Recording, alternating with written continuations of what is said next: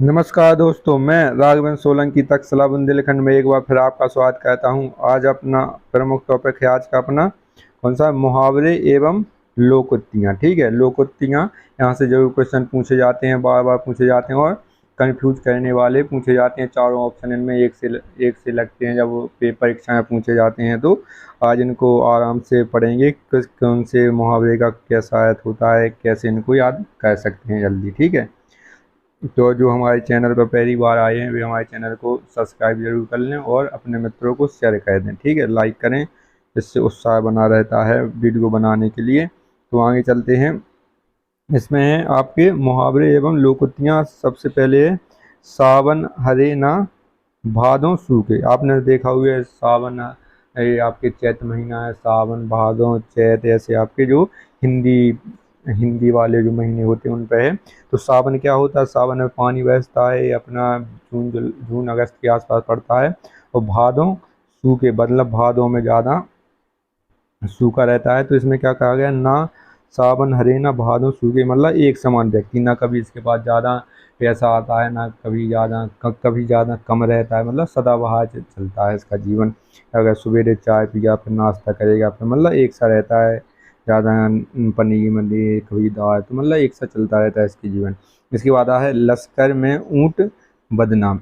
इसमें क्या है, लश्कर में ऊँट बदनाम, दोस्त किसी का पर नाम किसी और का। जैसे अपन कोई मोहल्ले में या कोई गांव में चोर होता है, तो चोर होता है लेकिन वो चोरी भी ना करे तो उसका इल्ज़ाम उस पर लगाया जाता है कि इसी ने की होगी। तो अगर कोई और भी कहे तो ज़्यादातर अनुमान इसी पर जाता है। तो लश्कर में ऊँट बदनाम, चोर दोस्त किसी और का और नाम किसी और पर आता है। ठीक है, कुछ गए फोड़ा और ससुर वैद। ठीक है, कूद गए फोड़ा और ससुर वैद, धर्म संकट की स्थिति। ठीक है, कूद गए मतलब गलत जगह आपके पिछवाड़े में फोड़ा हो जाए और ससुर आपका वैद हो, तो आप दिखाने में इसमें संकोच करेंगे, तो मतलब धर्म संकट की स्थिति, दिखाएं कि ना दिखाएं। इसके बाद शौक करना, शौक करना मतलब सिर पीटना। शोक करना मतलब होता है सिर पीटना, मतलब शोक करना या दुख हो रहा है इसमें। इसके बाद बेगहम दृष्टि, सरसरी निगाह। सरसरी निगाह मतलब जल्दी जल्दी से कोई, जब वो पेपर आता है, अपनी परीक्षा 15-20 दिन रह जाते तो सरसरी निगाहों से अपने चैप्टर को देखते हैं, तो बेहंगम दृष्टि। ठीक है, तो सरसरी निगाह। काटो तो खून नहीं, ये भय के कारण स्तब्ध हो जाना। इसमें क्या है, काटो तो खून नहीं, भय के कारण स्तब्ध हो जाना, मतलब उसको हलाओ डुलाओ लेकिन वो कुछ नहीं, स्तब्ध खड़ा है भय की वजह से या डर की वजह से, या कुछ भी ऐसी ज़्यादा खुशी हो जाती तो उसकी वजह से भय हो जाता है इसमें। इसके बाद आता है एक आँख न भाना। एक आँख न भाना बिल्कुल अच्छा ना लगना। जैसे कोई कोई बच्चा होता है या कोई किसी का दुश्मन होता है तो एक आँख न भाना। ठीक है, जैसे पड़ोसी हैं, किसी की नौकरी लग जाए तो पड़ोसियों को अपना एक आँख न भाना, मतलब बिल्कुल भी पसंद ना करना है, बिल्कुल भी अच्छा ना लगना। उंगली उठाना, उंगली उठाना दोस्त की ओर संकेत करना। ठीक है, उंगली उठाने का मतलब क्या होता है, दोस्त की ओर संकेत करना कि हम बताएंगे कहाँ किसने दोस्त किया है। मुँह की खाना मतलब हार जाना।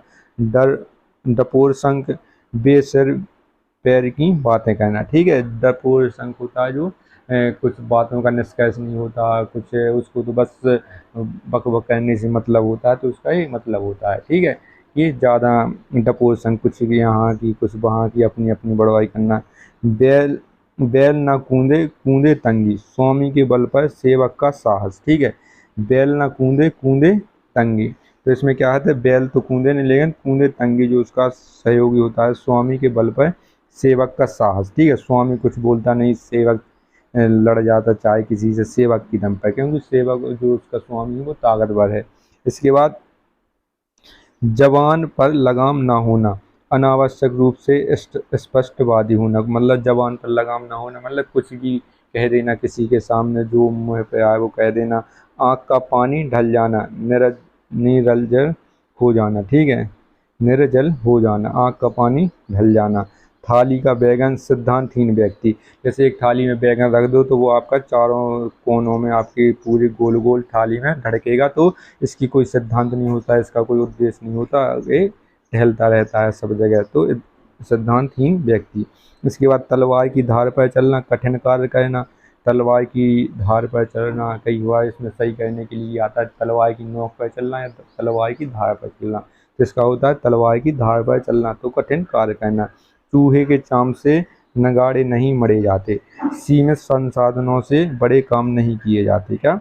चूहे के चाम मतलब चूहे का जो चमड़ा होता है, खाल उसकी छोटी सी रहती है, तो उससे आपके नगाड़े नहीं मरे जाते। तो जिसके पास सीमित संसाधन है उससे कोई बड़ा लक्ष्य नहीं प्राप्त किया जा सकता है। ठीक है, इसके बाद है अंधे के हाथ बटेर लगना, अपात्र को बड़ी सफलता मिल जाना। जैसे कोई व्यक्ति अपात्र है, उसको एकाएक धन मिल जाए, एकाएक कुछ उपलब्धि आ जाए उसके भाग के कारण, तो अपात्र व्यक्ति को बड़ी सफलता मिल जाना, तो अंधे के हाथ बटेर लग गई। ठीक है, तीन लोग से मथुरा न्यारी, सबसे निराला होना, अलग स्वभाव होना, व्यक्ति का अलग पहचान होना, मतलब सबसे अलग अलग अपनी मस्ती में रहना, तो सबसे तीनों लोग से मथुरा न्यारी।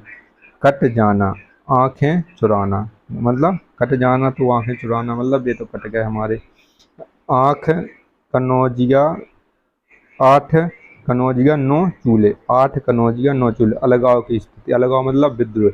जैसे आपके 8 कनौजिया हैं तो वो अलग अलग अपनी अपनी चलाएंगे, अलग अलग अपने तरफ भागेंगे, नहीं हम ये बनाएंगे, नहीं हम ये करेंगे, नहीं वो ऐसा नहीं होगा, अलग अलग मतलब अलगाव की स्थिति, कोई कुछ कहेगा कोई कुछ कहेगा। 8 हैं तो 9 चूल्हे इसमें बनेगी, मतलब अलगाव की स्थिति। इसके बाद आते हैं जूते चाटना, खुशामद करना, तो ये तो सबको पता है। गंगा नहाना, कार्य पूरा कर निश्चित होना। ठीक है, कार्य पूरा कर निश्चित होना, गंगा भैया हम तो गंगा नहाया, अपने पूरे काम हो चुके हैं, यही सब इसमें बताया गया है। ठीक है, इसके बाद अपनी अगली PDF है, इसमें भी दिए गए हैं। तो इसमें अपना पहला है आँख लगना, मतलब नींद आना। अपनी के अच्छी तो आज तो अच्छी आँख लग गई तो नींद आना।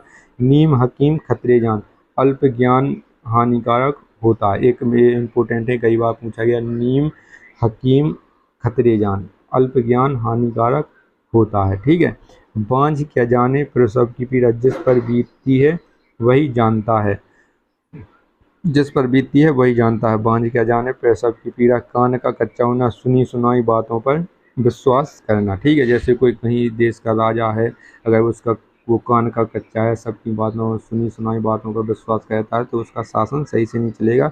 इसका कान का कच्चा होना, या कोई व्यक्ति है कान का कच्चा है कि उसने कह दिया कि आपके बारे में ऐसा बोल रहे थे, ऐसा कर रहे, जब तक उसको प्रत्यक्ष रूप से सही सिद्ध ना हो जाए, जब तक उस पर कोई कार्रवाई नहीं करना चाहिए। तो सुनी सुनाई बातों पर जो विश्वास कहते हैं वे कान के कच्चे होते हैं। ठीक है, इसके बाद छक्का पंजा करना, ओछी हरकत से कार्य सिद्ध करना। छक्का पंजा करना कि किसी का कुछ चुरा लाए या अपना काम सिद्ध करने के लिए कुछ भी करना। ठीक है, अंधे को दीपक दिखाना, ना समझ को उपदेश देना। ठीक है, ये तो अंधे को दीपक दिखाना तो मतलब ना समझ को उपदेश देना। जैसे अंधा है तो उसे दीपक दिखाओ तो उसको क्या कुछ नहीं दिखेगा, तो ऐसी जो ना समझ है उसको कितना ही विज्ञान दो, कितना भी मोटिवेशन दो, कितना ही उपदेश दो, तो वो कुछ नहीं समझेगा। आए थे हरि भजन को ओटन लागे कपास, वन छादित कार्य छोड़कर अन्य कार्य करने में लग जाएं। जैसे आप किसी शहर में गए पढ़ाई करने के लिए, वहाँ पर अपने आप नेतागिरी करने लगे या दारू पीने लगे या लड़कीबाजी करने लगे, तो आए थे पढ़ने के लिए किसी और काम में लग गए। ठीक है, आप वांछित कार्य को छोड़कर अन्य काम में लग जाना, तो ये होता है आए थे हरि भजन को ओटन लागे कपास। इसके बाद आँख में गड़ना, वस्तु को पाने की उत्कृष्ट लालसा रखना, आँखों में गड़ना। ठीक है, किसी वस्तु को उत्कृष्ट लालसा रखना, किसी आपकी नौकरी लग जाए उसको आँखों में रखना, आपका लक्ष्य क्या है, ये सब इसमें। अंडे से ना घर पर बेकार बैठे रहना, जो पक्षी होते हैं या जो अंडे देते हैं वो क्या कहते हैं, अंडे सेते हैं, तो उसके 4-5 अंडे रहते हैं, तो उस पर वो बैठा रहता है दिन भर खाना वाना खा के पक्षी। और तो ऐसे ही व्यक्ति के बारे में कहा गया है कि अंडे सेना मतलब घर पर बेकार बैठे रहना, तो उसको क्या कहते हैं, आप तो बहुत अंडे सह रहे कहीं जाते ही नहीं, तो इसका अर्थ होता है जूतम पैजाम लड़ाई झगड़ा करना। ठीक है, जूतम पैजाम लड़ाई झगड़ा करना, अकेला चना भाड़ नहीं फोड़ता, अकेला व्यक्ति शक्तिशाली नहीं होता, अकेला चना भाड़ नहीं फोड़ता, अकेला व्यक्ति शक्तिशाली नहीं होता। ठीक है, संगठन में शक्ति होती है। अकल पर पत्थर पड़ना, बुद्धि भ्रष्ट होना। अकल पर पत्थर पड़ना मतलब बुद्धि भ्रष्ट होना। कहते नहीं है, और तुम्हारी तो अकल में पत्थर पड़ा, कुछ समझ में नहीं आता। द्रौपदी का चीर कभी समाप्त ना होने वाली। जब द्रौपदी का चीरहरण हुआ था उसमें क्या, उनकी साड़ी कभी समाप्त नहीं हो रही थी कृष्ण जी की वजह से। तो द्रौपदी का चीर मतलब कोई भी कार्य समाप्त नहीं होना। कूप मंडूक होना, सीमित ज्ञान या सीमित अनुभव होना। कुमंडूक होना, सीमित ज्ञान या सीमित अनुभव होना। अंग अंग फूले न समाना, बहुत आनंदित होना। अंग अंग जब किसी के फूले न समाए, उमंग हो एक आपके अंग अंग फूले न समाए तो बहुत आनंदित, बहुत खुश होना। अंगारों पर पैर रखना, जोखिम मोल लेना। एक होता है आबेल मुझे मार, तो मुसीबत खुद लेना, एक जोखिम मोल लेना। अंगारों पर पैर रखना, जोखिम मोल लेना। होनहार वीरवान के होठ चीखने पात। होनहार बालक के गुण बचपन से ही दिखाई देने लगते हैं। ठीक है, जो होनहार व्यक्ति होता है उसके गुण बचपन से ही दिखाई देने लगते हैं। होनहार वीरवान के होठ चीखने पात। इसके बाद है अपना शेर को सवा से, एक से बढ़कर दूसरा। ठीक है, एक अपना गांव में एक चोर है, उससे भी बड़ा एक चोर आ जाए तो वो बिना कुछ किए आसानी से चोरी कर लेता। तो एक चोर पहले से था, फिर दूसरा आ गया तो वो सवा से इससे बड़ा बन जाएगा। जैसे कोई एक पहलवान है, उससे बड़ा एक और पहलवान आ जाए, ठीक है, तो वो क्या होगा, वो सवा से मतलब एक पहलवान से बढ़कर दूसरा पहलवान। धूल झोंकना मतलब धोखा देना।